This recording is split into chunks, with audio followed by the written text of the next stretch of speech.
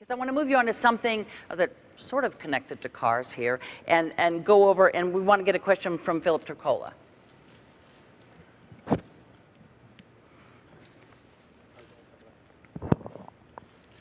Your Energy Secretary, Stephen Chu, has now been on record 3 times stating it's not policy of his department to help lower gas prices. Do you agree with Secretary Chu that this is not the job of the Energy Department? The most important thing we can do is to make sure we control our own energy. So here's what I've done since I've been president. We have increased oil production to the highest levels in 16 years. Natural gas production is the highest it's been in decades. We have seen increases in coal production and coal employment. But what I've also said is we can't just produce traditional sources of energy, we've also got to look to the future. That's why we doubled fuel efficiency standards on cars. That means that in the middle of the next decade, any car you buy, you're going to end up going twice as far on a gallon of gas. That's why we've doubled clean energy production like wind and solar and biofuels. And all these things have contributed to us lowering our oil imports to the lowest levels in 16 years. Now, I want to build on that. And that means, yes, we still continue to open up new areas for drilling. We continue to make it a priority for us to go after natural gas. We've got potentially 600,000 jobs and 100 years worth of energy right beneath our feet with natural gas. And we can do it in an environmentally sound way. But we've also got to continue to figure out how we have efficient energy, because ultimately that's how we're going to reduce demand, and that's what's going to keep gas prices lower. Now, Governor Romney will say he's got an all-of-the-above plan, but basically his plan is to let the oil companies write the energy policies.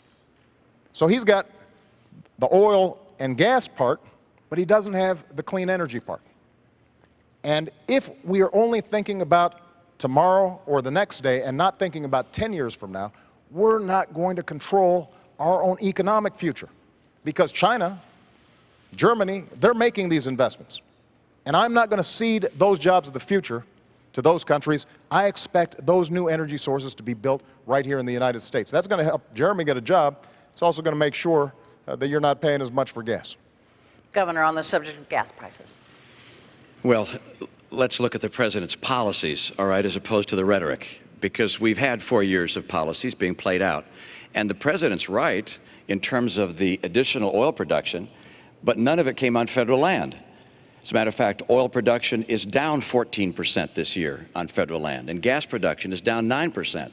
Why? Because the president cut in half the number of licenses and permits for drilling on federal lands and in federal waters. So where'd the increase come from?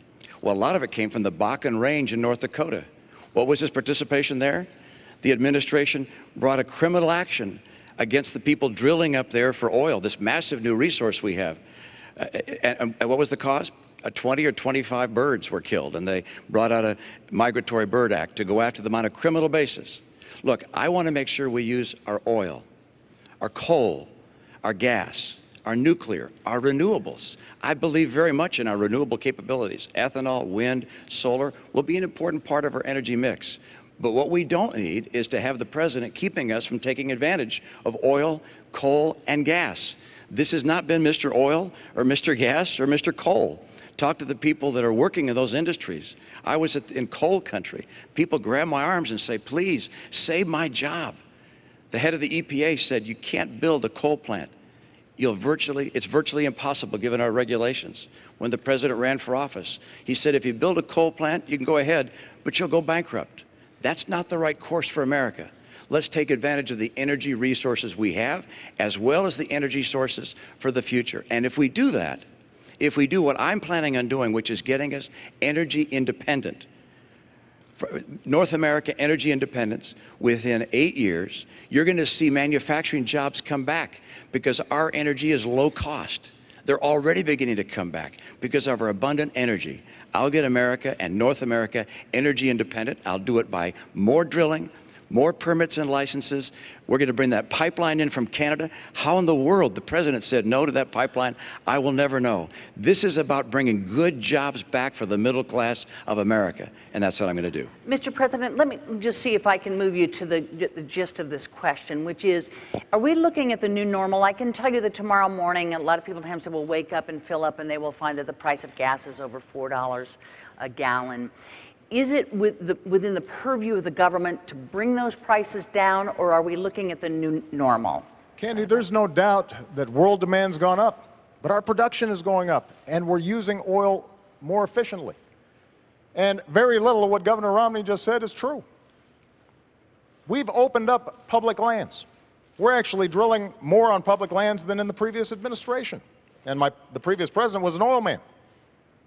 And natural gas isn't just appearing magically, we're encouraging it and working with the industry.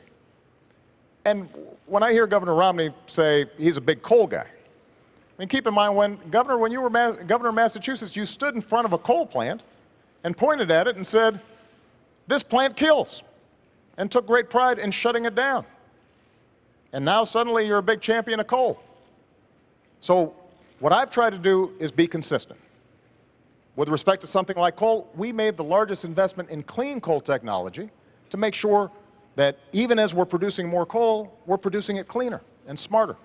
Same thing with oil, same thing with natural gas. And the proof is our oil imports are down to the lowest levels in 20 years. Oil production is up, natural gas production is up, and most importantly, we're also starting to build cars that are more efficient. And that's creating jobs. That means those cars can be exported because that's the demand around the world. And it also means that it'll save money in your pocketbook. That's the strategy you need on all of the above strategy, and that's what we're going to do in the next 4 years. But that's not what you've done in the last 4 years. That's the problem. Sure. In the last 4 years, you cut permits and licenses on federal land and federal waters in half. Not true, Governor Romney. So how much did you cut them by? Not true. By how much did you cut them by then? Governor, we have actually produced more oil. No. How much did you cut licenses and permits on federal land and federal waters? Governor Romney, here's what we did. There were a whole bunch of oil companies. No, I had a question, and the question was, how much did you cut them by? You want me to answer a question? How much did you cut them by? I'm happy to answer the question. All right, and it is? Here's what happened. You had a whole bunch of oil companies who had leases on public lands that they weren't using. So what we said was, you can't just sit on this for 10, 20, 30 years, decide when you want to drill, when you want to produce, when it's most profitable for you. These are public lands. So if you want to drill on public lands, you use it or you lose it. Okay, now and so what we did was take away those leases, and we are now reletting them so that we can actually make a profit. And production on government lands is down. No, it isn't. Production on government land of oil is down 14%. And production on gas is down 9%. It's just not true. It's absolutely true. Look, there's no question but that the people recognize that we have not produced more oil and gas on federal lands and in federal waters. And coal production is not up. Coal jobs are not up. I was just at a coal facility where some 1,200 people lost their jobs. The right course for America is to have a true all-of-the-above policy. I don't think anyone really believes that you're a person who's going to be pushing for oil and gas and coal. You'll get your chance in a moment. I'm still speaking. Well, and the answer is, I don't believe people think that's the case, because that wasn't a question. Okay. That was a statement. I don't think the American people believe that. I will fight for oil, coal, and natural gas. And the proof of whether a strategy is working or not is what the price is that you're paying at the pump. If you're paying less than you paid a year or two ago, why then the strategy is working. But you're paying more. When the president took office, the price of gasoline here in Nassau County was about $1.86 a gallon. Now it's $4 a gallon. Price of electricity is up. If the president's energy policies are working, you're going to see the cost of energy come down. I will fight to create more energy in this country to get America energy secure. And part of that is bringing in a pipeline of oil from Canada, taking advantage of the oil and coal we have here, drilling offshore in Alaska, drilling offshore in Virginia where the people want it. Those things will get us the energy we need. Mr. President, could you address, because we did finally get to gas prices here, could you address what the governor said, which is if your energy policy was working, the price of gasoline would not be $4 a gallon well, here. Think about what the governor just said. He said, when I took office, the price of gasoline was $1.80, $1.86. Why is that? Because the economy was on the verge of collapse. Because we were about to go through the worst recession since the Great Depression, as a consequence of some of the same policies that Governor Romney is now promoting. So it's conceivable that Governor Romney could bring down gas prices, because with his policies, we might be back in that same mess.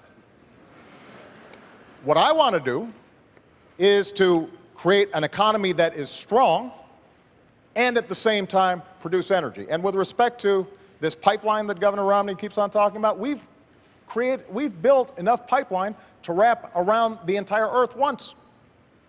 So I'm all for pipelines, I'm all for oil production. What I'm not for is us ignoring the other half of the equation. So for example, on wind energy, when Governor Romney says these are imaginary jobs, when you've got thousands of people right now in Iowa, right now in Colorado, who are working, creating wind power with good paying manufacturing jobs. And the Republican senator in Iowa is all for it, providing tax credits to help this work. And Governor Romney says, I'm opposed. I'd get rid of it.